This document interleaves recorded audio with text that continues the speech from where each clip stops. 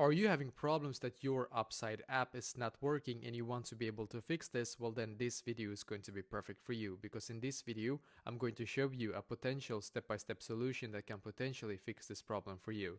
So basically what I did myself actually is that I firstly closed my Upside app and instead I went into the settings app on my phone. So now in my settings app, then what we're going to do is to just simply scroll down in here, and then we're going to click where it says general. So click on general. And as you can see, it should now take you to this page, which is perfect. So now what I did on this page is that I scrolled down in here and then I clicked on storage, as you can see. And then just simply wait for this page to completely load in here.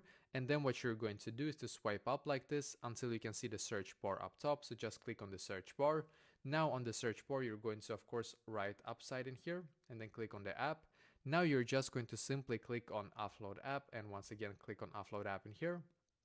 Then click on the blue button here once again, and just now wait for your Upside app to completely update to its latest version. Because I guess that maybe when they sometimes release like a new update and you still haven't actually gotten the latest update from them, then you need to be able to get it to try to fix the bug that app is not working. So by doing this, you're going to actually automatically update the app to its absolute latest version. So by the way, I did this myself and then I went back after it was done, and now it has been working for me for a couple of weeks. After I did this, it hasn't crashed or anything like that.